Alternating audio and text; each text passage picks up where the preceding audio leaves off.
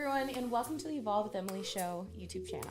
The best way to support the show on this YouTube channel is to subscribe to the channel, like the video, leave a comment, and or share it with a friend. I hope that you guys enjoy this episode, and whichever way you choose to support the show, I just wanted to say from the bottom of my heart, thank you guys so much. I hope that today's message and episode brings some bit of positive change to your life. Hello, everyone, and welcome to the Evolve with Emily show. I'm your host, Emily Hayden, and for today's interview, I have a guest who is a college athlete, MacKenzie Dyson, and after receiving her second COVID vaccine, she had a very scary adverse reaction where she lost control of her left leg. She actually fell on the field. She then started having terrible migraines, dizziness, nausea, speech issues, and extreme confusion. It got to the point where MacKenzie would lose her ability to stand up because her leg was shaking uncontrollably and would just give out on her. After countless visits to the doctor and multiple tests done, the doctors concluded this was in fact a reaction from the vaccine.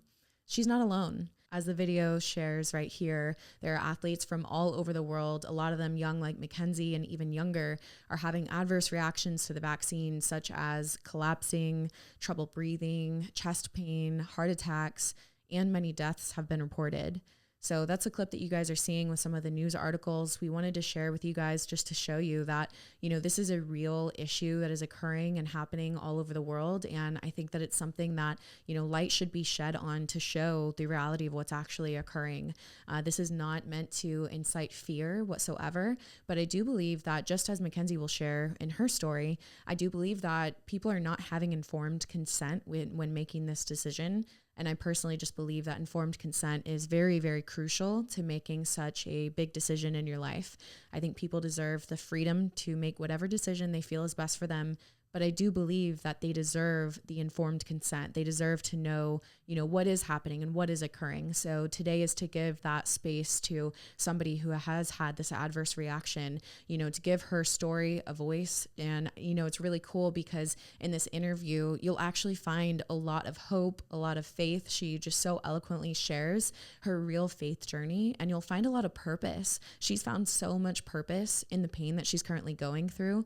And it's really cool to see her walk through this with her head held high, understanding that for whatever reason, she's the one going through this. And so she's brave enough to share her story. She's brave enough to share about her real experiences that a lot of people want to silence. A lot of people want to pretend is not happening. It takes a lot of strength to be able to share the reality of what's actually going on. So I want to go ahead and introduce you guys to MacKenzie now. So we're going to go ahead and get into today's show. And for today's interview, we have a Division I softball player, the pitcher at East Tennessee State University. Her name is MacKenzie Dyson, and she's currently finishing her 5th year of softball. COVID took a year, and she's working on her MBA online as well. So we're here to talk to her today about some things that she has experienced as a result of 2020 and the different things that have come, like mandates and, the pressure that's been happening to get the vaccine. And I want to share this because I hope to spread light to share with you guys that this is a real thing that is occurring. This is something that is happening to real everyday people, that are healthy and athletic and, really take care of themselves. So I think it's important not to pretend it's not happening. I think it's important not to silence these people, but I think it's important to actually spread light on it and to share it and to talk about it. And so the reason for bringing her here on today, again, is just to shed light on a real thing that is happening, hopefully raise your awareness, give you some compassion and empathy for the fact that people are really going through this. And if people are really going through this, then maybe we should reconsider some thoughts and opinions on mandates, because the truth is what's going on really is not best for every single person in the entire planet. Some people would benefit from having that freedom of choice, and it's my personal opinion that everybody should have this freedom of choice to do as they pleased without coercion, manipulation, or mandates. So without further ado, let's go ahead and welcome MacKenzie Dyson onto the show. Welcome. Hi. How are you doing today? Good, how are you? Good. I think it's really dope that you're a college athlete because I would have just loved to be a college athlete. I didn't do many athletics in school, but I just really admire you for what you do because I know, especially in college, man, you guys work your butts off. Like college athletes, you have a work ethic and a dedication like no other. So I really commend you for what you do. It is definitely a great experience. How long have you been playing softball? Oh my goodness, I have been playing probably since like 3 or 4 years old. My older Wow. brother played baseball, and then my older sister played softball. So I was at the ball fields all the time ever since I was born. And so I just picked up a ball when I was super young and started playing. Probably started pitching when I was like 5, Shut honestly. up. You've been pitching that long? Yeah. That's awesome. Did you always know that you'd be a college athlete? My parents told us either we would get a job in college and go to school, or we could play a sport and get a scholarship and go to school. So I was like, I'm going to get a scholarship and go play softball. That's awesome. What did it feel like when you got that letter that told you that you were accepted and that you got the scholarship? Okay, so I actually went to a different school my freshman year. Hmm. I went on a lot of visits. I committed my junior year of high school, and I went to a smaller school in South Carolina. It was a Division II school my freshman year. And I knew I didn't really belong there. So I was like, I want to transfer. And so I played travel ball that summer after my freshman year in college. And then I actually had toured ETSU in high school. And I was like, I really love this school. Like, if softball doesn't work out, I would definitely just come to this school. Hmm. And their coaches came to watch me play a few times. And then they gave me an offer, and I accepted it. And it was great. I love it up here. Oh, that's amazing. And, I think it's incredible that at this young, you're already building that dedication muscle that it requires to be a part of school athletics at the collegiate level because, there's a lot of people now that are trying to find discipline, right? They're like, I don't have discipline. I don't have motivation. So I think it's cool that at this age, you're already really building that in such a strong way. So, one of the main reason why we're here today is because as a college athlete, you, for whatever reason, had the vaccine and then you had an adverse reaction to it, an injury. So, can we get into that a little bit? I want to know maybe if you would like to share deciding factors or not on why you wanted to get it or not, and then just kind of share your journey of what occurred after that. Yeah, so I did not want to get it whatsoever. I just didn't feel right about it. I don't know. I was kind of worried about like infertility. I'd heard some stuff about that. And so that was kind of like a red flag for me. And then even if that wasn't the case, like something was just like, don't take it. But in the fall, when I got back for softball, they had new rules this year that you had to get COVID tested 3 days a week. And then there was different rules for like people who were vaccinated and unvaccinated, like the quarantining um, standards and stuff. So I was like, I already missed one season from COVID, and this is my last year, no matter what, to play softball. So might as well just get it. I thought it was safe, Mm-hmm. and so I got it. The first dose, I was fine, and then the second dose I got September 13th. And about a week later is when stuff started happening. So I was at practice and I was pitching, and as I was like walking back to the mound to go pitch again, I fell, and then I just thought it was random, like, oh well. And then it happened again. I was like, but I still didn't really think much about it Mm-hmm. until a few days later during our first game. I was having a migraine. This migraine lasted 48 hours, and I had speech problems. I would try to say something, like something completely different would come out of my mouth. I couldn't read. I was super dizzy during our game. I don't really know what was happening during our game. I don't really have a lot of memory from like the past couple months. Like, Mm-hmm. it's kind of here and there. And I was having a lot of other issues during the migraine. And then a few days after the migraine stopped, I was working out at school with my team. And then we had done these workouts and I was pretty strong. Like, I worked out a lot. I enjoyed working out. Mm-hmm. And for some reason, like on this day, I just was super tired. Like my legs were just so tired from just doing like lunges with weights in my hands and stuff. And after the workout, I couldn't even stand up. I just kept falling, went to my trainer. She got me in right away with a doctor because I couldn't even do like body weight squats or anything. Like couldn't even stand on 2 feet. Wow. I had to sit down. And then that's when I realized like something's wrong. She's getting me in with the doctor right away. So the following week I got to see the neurologist and he went over some different possibilities that could be happening. And then once I said, I got vaccinated a few weeks ago, like, could that cause this? He was like, yes. Oh, so he immediately said yes?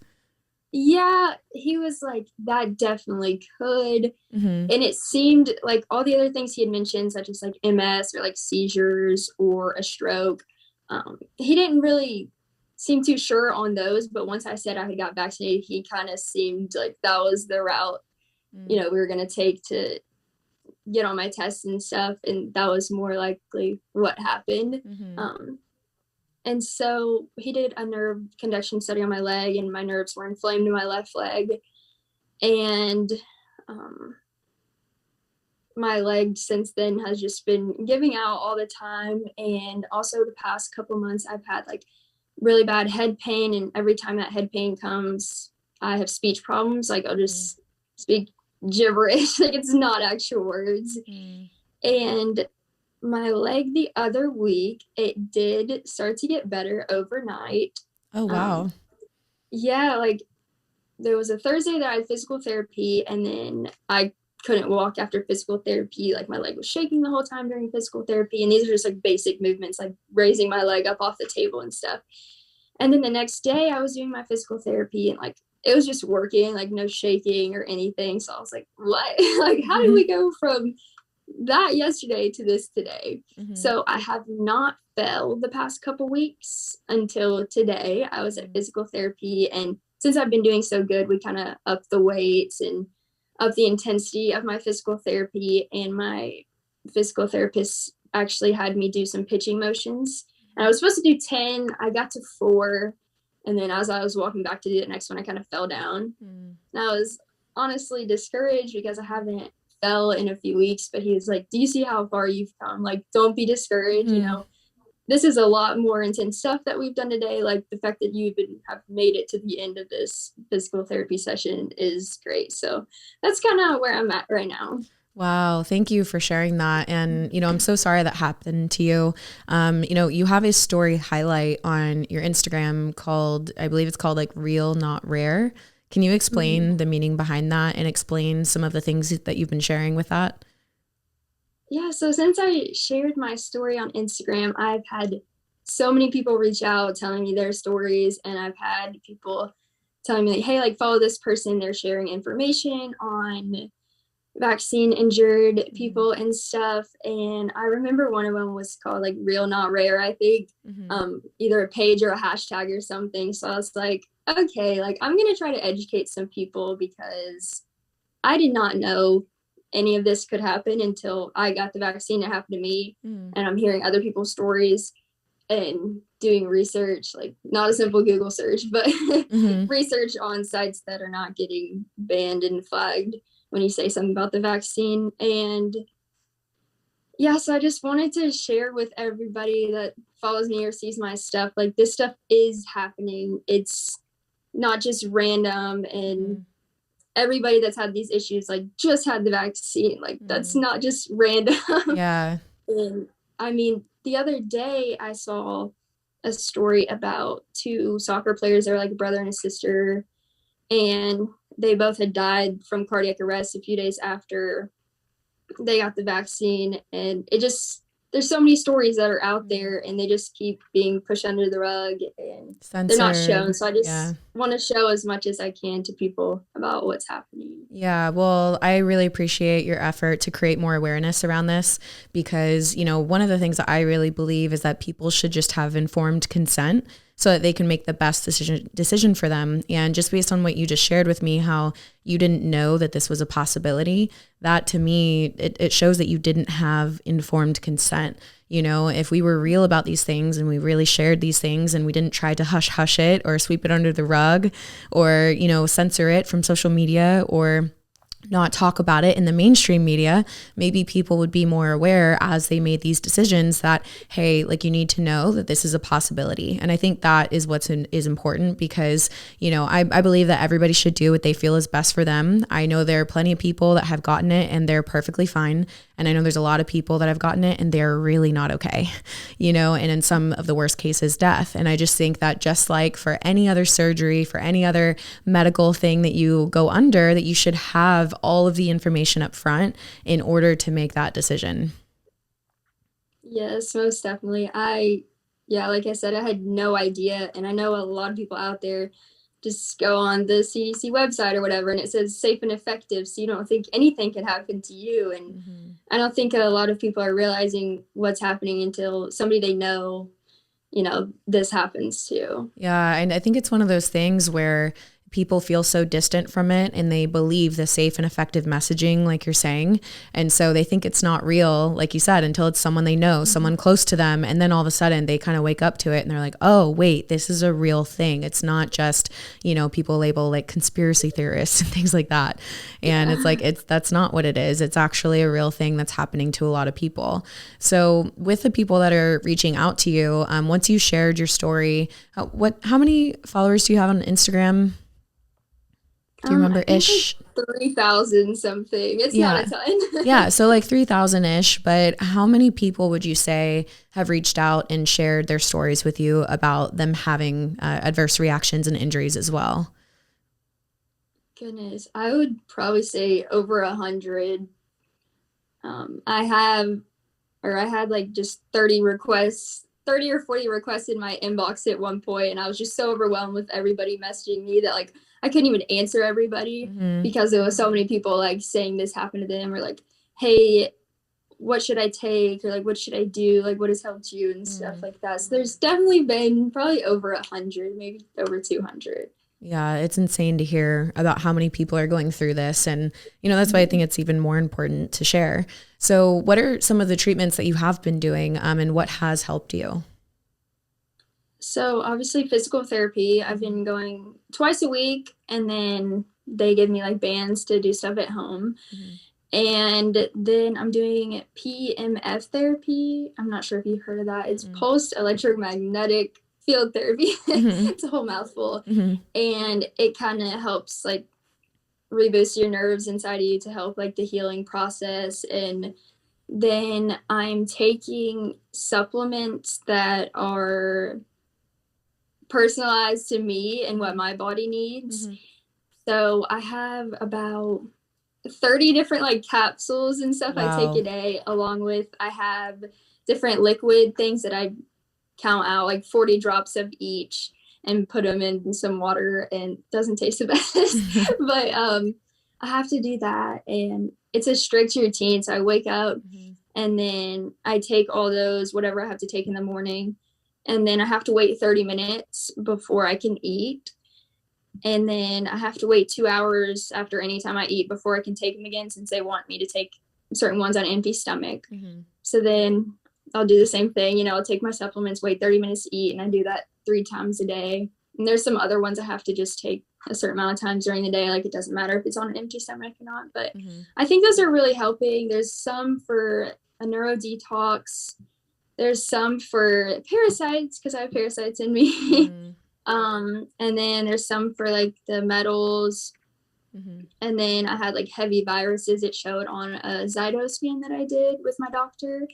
So I'm trying to get all that stuff out. And then there's some to prevent blood clots too, since that's what's happening a lot with people. Yeah. Well, tell me a little bit about how your life has changed since being injured, especially as a college athlete. And, you know, how does it feel to not be able to play, you know, at the games and in practices and stuff?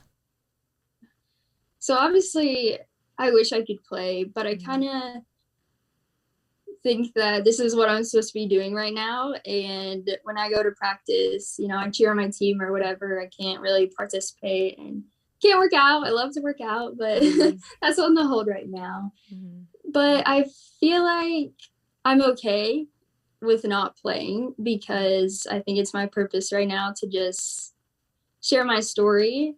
And I think I'm supposed to be telling God's story, like, while I'm sharing my story. And I just want to make people aware. So I think that's kind of at the top of my list right now, just for me to heal and for me to help others in their journey and stuff like that. So I think I'm okay with not playing. Obviously, I want to, and I'm hoping to be able to heal by this spring so I can get my last semester in. But I think I've kind of taken on a different role with softball right now. I have chills from you saying that because I think it's so beautiful that you've been able to take a really difficult situation where things that you love have been taken away from you and you've assigned a new meaning to it. You've assigned purpose to it. You know, they always say if you can put purpose inside of pain, you can make something beautiful out of it. And that's exactly what you're doing. So can you share a little bit about your faith journey and how that has played a role in just your mindset, your overall outlook on life, and in your purpose? Yeah, so when I was younger, I would go to church sometimes, and I got baptized when I was really young, but I was, you know, I don't really remember it that well. And so a couple years ago, I am involved with FCA at my school, and, you know, I go to church and stuff, but I was like, I think I want to get rebaptized just because I was so young when I did it, and like, this is my decision now. And so I did that a few years ago, and then, you know, been on the journey since. But ever since I've shared my story, my faith has grown tremendously. Just to see like the power of prayer and just everybody that's praying for me, it's crazy. But I just feel like during this time, instead of being down and stuff like that, I've just like gave it all to God, like relied on him, like praying all the time. And I feel like my faith has grown so much, and this is probably the strongest it's ever been. And wow, that's it's incredible. cool to see, like, yeah, it's just cool to see how, you know, I can share that message with others as well and see like their faith grow during this time. I think that's just really awesome. Yeah. And I think it's really needed too, because, you know, there's a lot of people that are going to watch this and they may be going through the exact same thing that you're going through, feeling hopeless, feeling negative, looking at all of the reality that's around them, which may seem really negative. So I think by just simply watching your experience of you journeying through this with a faith mindset and, you know, believing in God for better and believing for power and healing and all of those things, I think it may be able to give them some hope and realize that there's a different way that they could choose to walk through this same thing that you're going through, you know. And sometimes I think that's all people need. They just need to be shown that there's a different way. There's a different way you could think. There's a different way you could show up. There is, you know, more that you could believe for yourself than your current problems and situations that you're going through right now. So could you share maybe just a few things that help to build your faith, or maybe it's a few things you do every day, or maybe not every day, but like a few things that you do that really help you in your faith journey to kind of build you up? What helps you to be strong in your faith? Yeah, so I want to share my favorite Bible verse. It's 2 Chronicles 20:15, and it's, "For the battle is not yours, but God's." And I found that 2 years ago, and, you know, during softball, I would like tell that to myself and all, but I feel like it's really taking a play in my life right now with everything I've been going through. So I'm like, this is not all mine. Like, I don't have to fight alone. Like, God's fighting this battle for me. It's not on me. So I just want everybody to know that, like, you're not alone and God's got us. And pray. I've been praying more than ever, I think. And I think that's good to just not only talk to like your friends and family and stuff, but like pray to God and ask him to help heal you, and you know, pray about anything, like whatever. There's no like right or wrong way to pray, like just pray. I think that's helped me too. And I'm on the Fellowship of Christian Athletes leadership team at my school, so we have that once a week, and just being surrounded by people who, are in their faith journey and stuff like that is great. So just being surrounded by people who are led by God and stuff and want to share the gospel and everything has helped me. And also, I always struggled reading my Bible. I would read it for, maybe a few days in a row. And I was like, I just don't like reading. Yeah. This is so hard. Yeah. And so I would always struggle with that. I would like open my Bible and maybe read a few days, and then I might not touch it for months, honestly. And when I got my supplement routine where I have to like wake up and take them, during the 30 minutes I have to wait to eat, I've been starting my day off by opening my Bible and reading it. I love that. Yeah. It's such a practical way to make sure you get it in. Yes. And it just helps me start my day off with that and leads me in the right path for the day, instead of like, maybe at the end of the night, I'm like, oh, I'm too tired. Like, I don't want to, pick it up. Like, that's what I used to think and stuff. So just starting out most of my mornings, there's been a few that, I haven't, but most of my mornings that way, and just opening my Bible and hearing the word, that's definitely helped me. Yeah. And I can tell like you light up when you talk about it. So I can tell how prominent it is in your life. And I think it's beautiful that you found that, because it can really help you walk through those really difficult times, and in a way where it doesn't feel so burdensome, right? They say to like, bring your heavy, burdensome things and like lay it down at God's feet, and he will carry it for you. I don't know if you've seen that. It's like this little photo that goes around, and it's this person like walking through a difficult time, and it's a photo of footprints at the beach. And it says like, God, where were you when I was walking through this? And then it shows a second photo, and it's like God carrying that person. And he was like, I was carrying you all along, So I think it's cool that you're already, cluing into the fact that God is so with you. He's using this as a part of your purpose and calling, because now you're able to open up yourself to everything that God has for you, during this time. What do you feel like is a piece of advice that you could share with somebody who maybe is going through the same thing that you were going through at the early stages, where they are realizing that they're experiencing, maybe it's the loss of feeling in the limbs, or, the migraines or the heart problems or whatever it is. And they're just now realizing, okay, this might be because of the vaccine. What's some advice that you could give them as they're going along their journey? Don't stop fighting. Like, no matter what, it's a journey. So don't give up. But what I found to help me was going to a naturopathic doctor, and these supplements I feel like are really working for me. I didn't really know that much about natural medicine until probably late in this summer. So that's definitely helped me. And then my neurologist just admitting that it was from the vaccine, because a lot of other people aren't getting the right treatment, because people aren't saying like, oh, your injury is from the vaccine. They're, labeling it something else. So just do your research on whoever you go to get help. And I suggest just still giving it to God and don't stop fighting. That's beautiful. And I think it's great that you share that, because I know some other people that I've talked to have felt really silenced by even their doctors and nurses of telling them like, no, that's not what it is. But them having this feeling inside, like, no, I know that this is what it is, and I have to find help. People don't just randomly come up with all of these symptoms and things, right? It's not so random. So I think it's important to find a doctor, like you're saying, that will listen to you and will support you. What about, when you shared online, I know that you got an outpour of positivity, and I think that that is beautiful. And I love how you shared how so many people are praying for you and how you could feel that. But what about, like, did you get any negative flashback from sharing online? Yeah, I did. So I don't know if I put this on my Instagram, but I had a magnet like stick to my arm, and I put it on Facebook, but I actually had my high school physics teacher like send me the longest message in Messenger, and she was like, that's not possible, like your arm must have had something on it or like been moisturized or whatever. And I was like, no, it did happen. And when I turned the magnet over, like it was repelling it. Like, I'm not making this up. Wow. And just a few other people are like, yeah, the vaccine has killed some people, but not as much as COVID. And I'm like, but people are still dying. Like, what? Like, it doesn't, Yeah.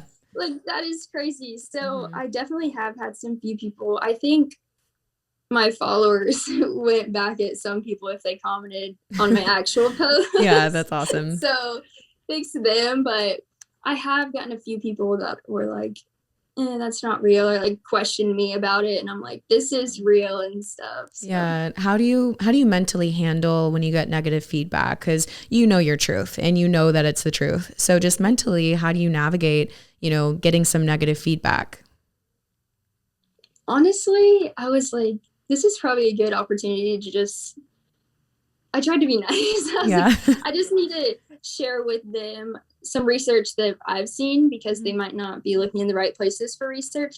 So I just kind of took that opportunity, whether they listened to it or looked at it or whatever. Oh, well, like, I tried, but just try to ignore, the negative things. Like, what's true.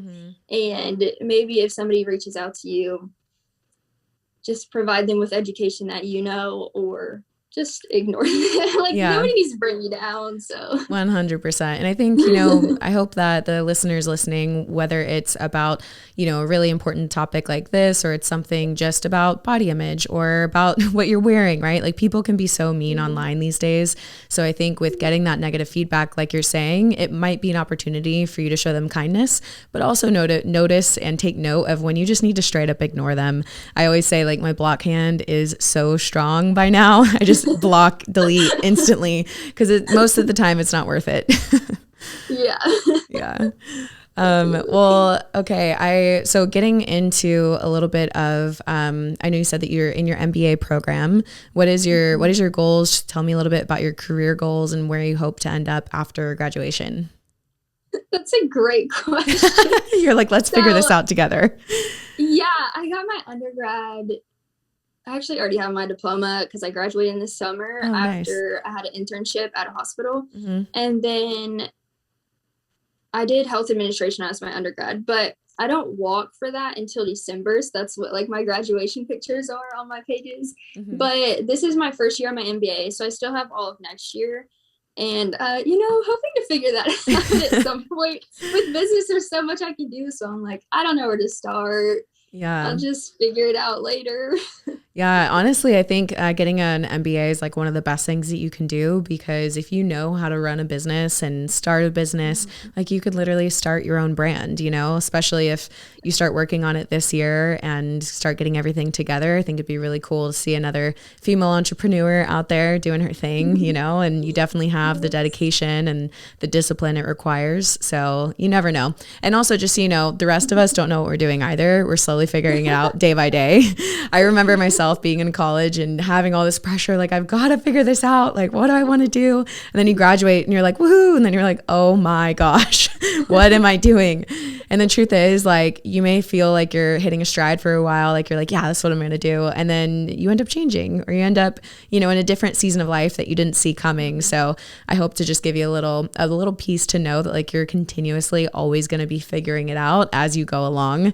And it's always okay to change too. Even if you don't end up using your degree, the experience of getting the degree is probably something that will really help you and shape you into the person that you need to be, regardless of where you end up. Yeah, my parents, they run 4 different businesses. So no way. I was like, I don't want to do business. And I refused to do business for a while, and then now I'm doing it. And I'm like, okay, well, this is probably what I'm supposed to be doing. That's awesome. So you come from a family of entrepreneurs then? Yes. Oh, that's incredible. Well, I want to say thank you so much for your time today and for sharing your story. Before we close out, is there just any last, bit of message that you want to share with the audience in regards to your experience, the journey you've been on, and just anything else that you want to share?